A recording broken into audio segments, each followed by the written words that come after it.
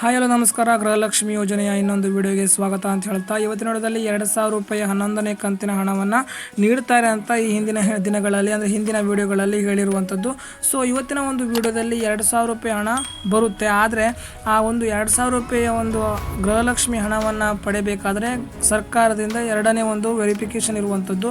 ಅಂತಂದರೆ ಒಂದು ಹೊಸ ರೂಲ್ಸನ್ನು ಜಾರಿಗೆ ಮಾಡಬೇಕು ಅಂತ ಸಂಸದರಾಗಲಿ ಕಾಂಗ್ರೆಸ್ನ ಶಾಸಕರಾಗಲಿ ಒತ್ತಾಯ ಮಾಡುತ್ತಿರುವಂಥದ್ದು. ಸೊ ಏನು ಎತ್ತ ಅಂತ ತಿಳಿಸ್ಕೊಡ್ತಾ ಬರ್ತೇನೆ. ವಿಡಿಯೋನ ಕೊನೆವರೆಗೂ ನೋಡಿ. ವಿಡಿಯೋನ ಕೊನೆವರೆಗೂ ನೋಡಿದ್ರೆ ನಿಮಗೆ ಕಂಪ್ಲೀಟ್ ಆದ ಮಾಹಿತಿ ತಲುಪುತ್ತೆ ಅಂತ ಹೇಳ್ತಾ, ಇವರಿಗೂ ಸಬ್ಸ್ಕ್ರೈಬ್ ಮಾಡೋದೇ ವಿಡಿಯೋ ನೋಡ್ತಾರೆ ತಪ್ಪದೆ ಸಬ್ಸ್ಕ್ರೈಬ್ ಮಾಡ್ಕೊಳ್ಳಿ. ಅದೇ ಫೇಸ್ಬುಕ್ನಲ್ಲಿ ವಿಡಿಯೋ ನೋಡ್ತಾರೆ ತಪ್ಪದೆ ಫಾಲೋ ಮಾಡಿ, ಒಂದು ಲೈಕ್ಸ್ ಮಾಡಿ ಅಂತ ಹೇಳ್ತಾ ವಿಡಿಯೋ ಶುರು ಮಾಡೋಣ ಬನ್ನಿ.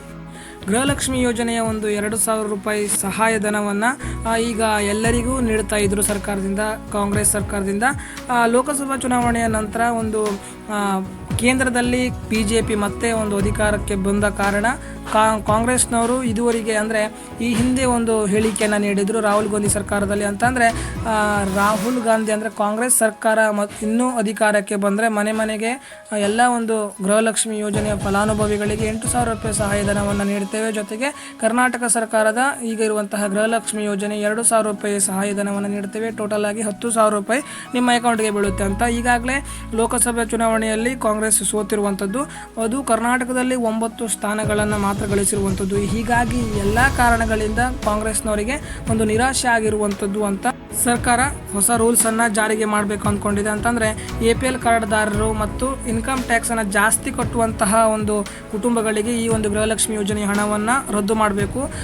ಒಂದು BPL ಕಾರ್ಡ್ದಾರರಿಗೆ ಎಂದಿನಂತೆ ಒಂದು ಗೃಹಲಕ್ಷ್ಮಿಯ ಹಣವನ್ನು ನೀಡಬೇಕು ಅಂತ ಸರ್ಕಾರ ಚಿಂತನೆ ಮಾಡಿರುವಂಥದ್ದು. ಇದು ಇನ್ನೂವರೆಗೂ ಸಭೆಯನ್ನು ಕರೆದಿಲ್ಲ. ಅದು ಮುಖ್ಯಮಂತ್ರಿ ಅಥವಾ DCM ಜೊತೆಗೆ ಚರ್ಚೆಯನ್ನು ಮಾಡಿಲ್ಲ. ಚರ್ಚೆ ನಡೆಯುತ್ತಿರುವಂಥದ್ದು ಸಂಸದ ಮತ್ತು ಶಾಸಕ ಒಂದು ಸ್ಥಾನದಲ್ಲಿರುವಂತಹ ವ್ಯಕ್ತಿಗಳಿಂದ. ಸೊ ಇದನ್ನು ಪೆಂಡಿಂಗ್ನಲ್ಲಿ ಇಟ್ಟಿದ್ದಾರೆ. ಇದುವರೆಗೂ ಮುಖ್ಯಮಂತ್ರಿಗಳಲ್ಲಿ ಈ ಒಂದು ಮನವಿಯನ್ನು ಸಲ್ಲಿಸಿಲ್ಲ. ಸೊ ಇದನ್ನು ಕಾದು ನೋಡಬೇಕು ಅಂತ ಹೇಳೋಣ. ಆದರೆ ಈ 2,000 ರೂಪಾಯಿ ಹಣ ಸದ್ಯಕ್ಕೆ 11ನೇ ಕಂತನ್ನು ಬಿಡ್ತಾರೆ. ಸ್ವಲ್ಪ ಡಿಲೇ ಮಾಡಬಹುದು ಇದೋ ಒಂದು ಕಾರಣಕ್ಕೆ. ಸೊ ಸದ್ಯಕ್ಕೆ ನಮ್ಮ ಚಾನಲ್ಗೆ ಇದುವರೆಗೂ ಸಬ್ಸ್ಕ್ರೈಬ್ ಮಾಡದೆ ನೋಡ್ತಾ ತಪ್ಪದೆ ಸಬ್ಸ್ಕ್ರೈಬ್ ಮಾಡ್ಕೊಳ್ಳಿ.